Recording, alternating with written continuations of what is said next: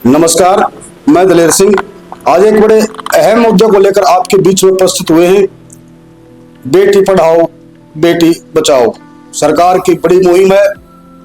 बेटियों को बचाने के लिए सरकार ने कई तरह के कानून बनाए हैं। बेटियां दो घरों को और कई पीढ़ियों को आगे बढ़ाने का काम करती हैं। बेटियां ही घर बसाने का काम करती हैं। माता पिता अपनी बेटी को बड़े चाव से, लाड प्यार से पाल पोस के, पढ़ा लिखा के दूसरे घरों में भेज देते हैं। फिर कहीं ना कहीं वो दहेज का शिकार होती हैं। यहाँ तक भी देखने, पढ़ने और सुनने को मिलता है कि कई बेटियों को फांसी लटका दिया जाता है, कईयों को जहर दे दिया जाता है, कईयों को जिंदा जला दिया जाता है। इस तरह के मामले, दहेज उत्पीड़न के मामले, दहेज हत्या के मामले आज न केवल हरियाणा बल्कि पूरे देश के तहसील थानों में भरे पड़े हैं। इन मामलों को लेकर हर रोज कहीं ना कहीं पंचायतें होती रहती हैं। ये मामले कितने सच्चे कितने झूठे होते हैं। कई बार क्या होता है कि इन्हीं मामलों की आड़ में, इन्हीं कानूनों की आड़ में वर पक्ष भी कहीं ना कहीं पिस जाता है।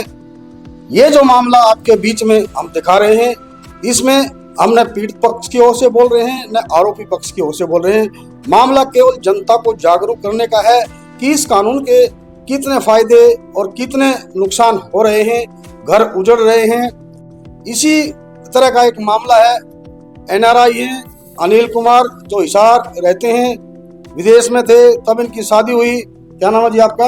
अनिल कुमार सरोवर। अनिल कुमार जी, ये जिस तरह की बातें कह रहे हैं विस्तार से जानकारी देंगे। उनके साथी हैं राजीव, आगे की बात उनके साथ। और मेरी शादी 2014 में मंजीत नाम की लड़की से, दलबीर सिंह उसके फादर हैं, और जींद में हुई थी उत्सव पैलेस में।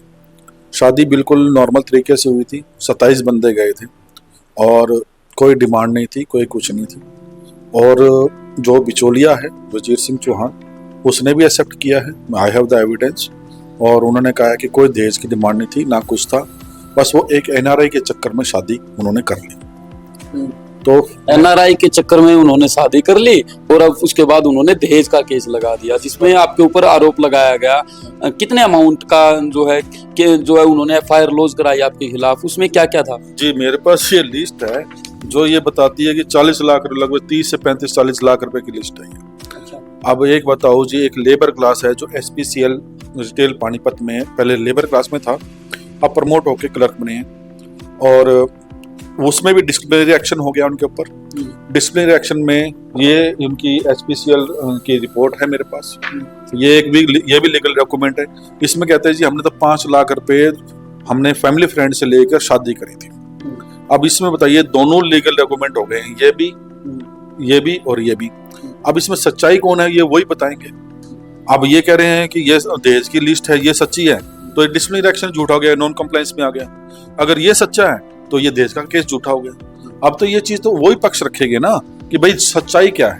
अच्छा, नहीं, इससे पहले आपने दहेज वाला मामला तो उठाया ही, आपके खिलाफ जो है लॉन्च भी हुई और मामला जो है कोर्ट में चल भी रहा है। आपकी कब शादी हुई थी, आप उसमें कहाँ रह रहे थे, और पूरा मामला बताइए स्टार्टिंग से 2014 के बाद का। 2014 में शादी के बाद, और मैं 15 दिन के बाद डेनमार्क चला गया था। उसके बाद 6 महीने बाद आया। मैंने कहा भाई तूने आइलेट्स के लिए कर लिया? बोला नहीं किया। कोई बात नहीं। मैंने उस लड़की को एक स्कूटी दिलाई ताकि वो अपना पढ़ाई करने से कर ले। स्कूटी उसको लेके दी और 15-20 दिन के बाद मैं फिर अपना जो रूटिंग वर्क है जो करना ही है, उसके बाद फिर चला गया। फिर मैं फ़ोन पे, उन्होंने बोला मैं उसको एक फाइनेंशियली उसको सपोर्ट के लिए मैं एक एटीएम कार्ड दे गया जो एक एनआरआई अकाउंट था जिसमें पैसे रहते थे काफ़ी, मतलब कि अपनी अपेक्षा से ज़्यादा ही पैसे मैंने दिए हुए थे, और वो उसके पास रहते थे, वही मैंने फ्रीली यूज़ कर सकती थी। उसमें यहाँ से पैसे नहीं डल सकते, फॉरेन से ही पैसे डल सकते हैं। और वो अपने परिवार में रह के उस पैसे को यूज भी कर रही थी। और उसके बाद भी मेरे पे दहेज का केस हो जाता है। ये एक लॉ ड्राइव कैसे हो रहा है, उसको प्रिवेल कैसे कर रहे हैं लोग, वो ज़्यादा इंपॉर्टेंट कंसिडर करने के लिए है। अब लोगों का मतलब ये है कि भाई एक लड़की प्रताड़ित हुई दहेज के लिए, लेकिन उसको प्रिवेल कैसे कर दिया गया कि भाई प्रताड़ित हुई है, लेकिन ये जो खुद लिस्ट झूठी देती है, केस करती है, उस पर कोई कार्रवाई नहीं होती। मैंने ऐसे ही मैंने कार्रवाई करवाने की कोशिश करी। डिप्टी कमिश्नर है, इनको भी कहा कि मिसयूज हुआ है, इस पे कोई कार्रवाई नहीं हुई। उसके बाद अब इनके ऊपर डिसिप्लिनरी एक्शन हो गया है। इनके ये जो प्रॉपर्टी है वो उसमें आ गई है, बिचौलिया की भी प्रॉपर्टी उसमें आ गई है। अब ये कहते हैं कि भाई हमारी जो ईडी में कंप्लेंट की हुई है, हमारे डिपार्टमेंट में कंप्लेंट की है, ये वापस लो, ताकि हम वहाँ फिर समझौता करेंगे। और बार बार सिर्फ एक ही है जी, पैसे की डिमांड है। ठीक है, पैसे दे दो, हमारा समझौता कर लो, पैसे दे दो। 4-4 साल से है, कोर्ट में आते नहीं है। सबसे पहली बात है, कोर्ट में आना चाहिए। आपकी लड़की पीड़ित है तो कम से कम पेशी पे तो आओ। 4 साल हो गए, पेशी पे भी नहीं आते। 4 साल से मतलब पेशी पर नहीं आए, जो भी कोर्ट में कभी पेशी। कहते हैं हम बीमार हो गए, कभी कुछ कहते हैं, कभी कुछ कहते हैं। और उनके वकील हैं टीसी तंवर, उन्होंने कहा कि मेरी इस लड़की ने शादी कर ली है। मतलब लड़की ने अब दूसरी शादी कर ली। उसके वकील ने कहा है, वो भी मेरे पास एविडेंस है, मैंने कोर्ट में भी उसको बोला गया है कि उसने शादी कर ली है। और आपकी जो एक बच्ची है उसके नाम पे 10 लाख रुपए दे दो। और बच्ची को क्रूल वर्ड यूज किया है, मार दोगे।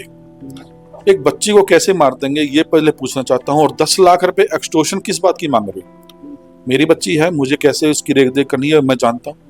कोर्ट ने उन्हें कई बार बोला है कि आप अपनी बच्ची को लेके आओ, मिलवाओ, वो उसका भी उल्लंघन करते हैं। मतलब आपकी जो बच्ची है उससे आपको नहीं मिलवाया जा रहा है, तो कोर्ट के आदेश नहीं है, कोर्ट कहेगी मिलने तो उन्हें बार बार बोला है, उसमें वर्बली बोला है कि आप उसको मिलवाओ, बच्ची लेके आओ। कोर्ट के जो आदेश है उनकी भी अवहेलना कहीं ना कहीं हो रही है। दूसरा क्या है कि फिर मैं अपनी बच्ची से मिलने के लिए गीता निकेतन स्कूल में गया कुरुक्षेत्र में।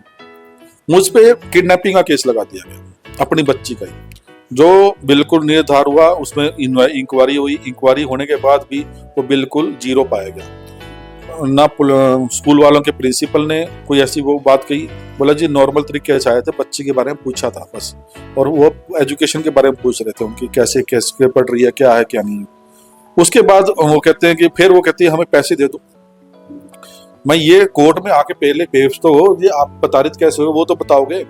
7 समुंदर पार बैठा है एक बंदा, आप उसका एनआरआई अकाउंट लेके उसमें से पैसे यूज कर रहे हो, अपने फादर के घर में, अपने परिवार के घर में यूज कर रहे हो, और फिर भी देश के लिए प्रताड़ित हो रहे हो। तो पूरे समाज जानना तो चाहेगा कि प्रताड़ित कैसे हो रहे हो, ताकि आपको इंसाफ मिल सके। और झूठा है, अब ये दगाओ, आप खुद ही अपनी 2-2 स्टेटमेंट दे रहे हो लीगली। एक एचपीसीएल रिटेल पानीपत में डिसिप्लिनरी एक्शन में कहते हो 5 लाख रुपए लगाए हमने, वो भी दोस्त से लेके लगाए, वो भी एक लीगल डॉक्यूमेंट है। और जो लिस्ट दी है आपने, जो कोर्ट में आपने शामिल की है, एफआईआर में शामिल की, वो भी आपने एक लीगल डॉक्यूमेंट बनता है। अब ये 2 आपने डिफर दे दिए, दोनों डिफरेंट है, उसमें 5 लाख, उसमें 40 लाख।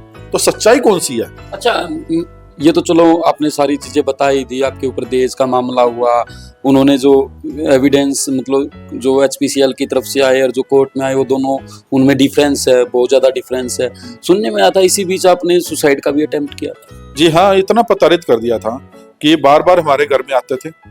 और बिचौलिया वजीर सिंह चौहान, पालेराम उसका ताऊ, जय भगवान उसका चाचा जी, मनजीत और उसके फादर दलबीर सिंह, वो आए। और 2019 में दिवाली से अगले दिन आए और बोले कि हमने 6 महीने का टाइम चाहिए कि रिश्ता रखना है कि नहीं रखना। ये भी एक एविडेंस है जो बिचौलिया वजीर सिंह चौहान ने एक्सेप्ट किया है कि ये इंसिडेंट हुआ था। 6 महीने के दौरान इतनी क्रूरटी कर दी इस लड़की ने, इतना प्रताड़ित किया कि मैंने सुसाइड अटेम्प्ट कर लिया। और उसके बाद वो कोर्ट, मेरा चेहरा पूरा बाहर आ गया था, वो तस्वीर लगाई है मैंने कोर्ट में। उसके बाद भी देखो जी, उसके बाद जाके आगे जाके 6 महीने के बाद दहेज का केस डाल दिया। और तो केस का दहेज आफ्टर सुसाइड अटेम्प्ट हुआ आपके ऊपर? उसके अटेम्प्ट होने के बाद डाला गया। अच्छा। और वो भी बिचौलिया ने एक्सेप्ट किया है कि ये नॉलेज में है, उसके बाद डाला गया। वो एक्सेप्ट किया और बोला कि कोई दहेज डिमांड ही नहीं थी। और आपने तो बार बार कहा था कि भाई दहेज का केस क्यों डाला गया आखिर, आपको क्या लगता है उसके पीछे? बात है कि भाई दहेज डालेंगे, डर जाएंगे और पैसे भी दे देंगे और हमसे समझौता भी कर लेंगे और हमारे पैसे भी आ जाएंगे। भाई अब मतलब ये है कि आप दहेज का एक ऐसा यूज मिसयूज होने लग गया है 498 का, कि आज क्रॉस द बाउंड्री, यहाँ 7 समुंदर पार वाला बैठा है जो पैसे डॉलरों में, पाउंड में या फॉरेन करेंसी में कमाता है, वो भी दहेज के लिए वो कहता है प्रताड़ित हो रही है। और वो आप खुद एक लेबर क्लास में इतनी लिस्ट देते हो। कोड ऑफ कंडक्ट एक ऐसी चीज है जो हर गवर्नमेंट एम्प्लॉयज के लिए मैंडेटरी है, वो आप बताते नहीं सरकार को, आपके पास प्रॉपर्टी कितनी है, क्या है क्या नहीं है। और जब आप उसका खुलासा हो जाता है तो आप उसको फिर मारने की धमकी देते हो, धमकी ये देते हो हमारी कंप्लेंट वापस लो, हम फिर समझौता करेंगे। ये क्या चीज है। अब उस पर कार्रवाई के लिए मैंने एडीजीपी पे भी लिखा है। और उसके अलावा सबसे पहले मैं बताना चाहूंगा, मैंने यूनाइटेड नेशन ह्यूमन राइट्स की कंप्लेंट नंबर WHRC 5219 में ये सारे एविडेंस मैंने ऑलरेडी ईमेल कर दिए, ताकि कल को सपोज करो मुझे बाई चांस कुछ हो जाता है तो कम से कम इंसाफ तो मिले, सच्चाई तो पता लगे लोगों को कि सच्चाई क्या थी।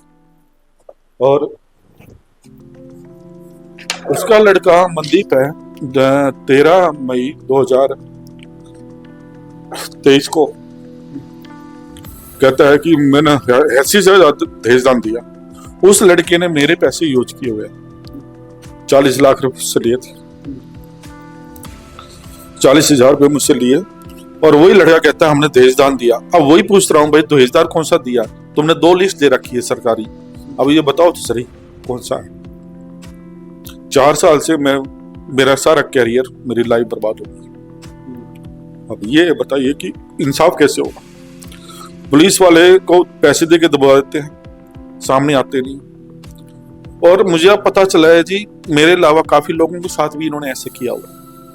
अब ये सामने आएंगे तो मैं उनको बताऊंगा कि इनके साथ क्यों किया आप लोगों ने। और ये तो सिंपल एक बात है, जब इनके बारे में पता लग जाता है लोगों को, ये कहते हैं जी आप अपना फैसला कर लो, चाहे लड़की हो, उनके घर में कोई लड़की शादीशुदा आए, चाहे कोई लड़का शादीशुदा आए, वो कहते हैं कि जी हमारे साथ फिर फैसला कर लो, हमारे आपके साथ विचार नहीं मिलेंगे। भाई इलिसिट एक्टिविटी करके वो आप उसको कहते हैं हमारे विचार नहीं मिलेंगे, तो सच्चाई तो रही नहीं ना, सब कुछ मतलब कि करप्ट हो गया है।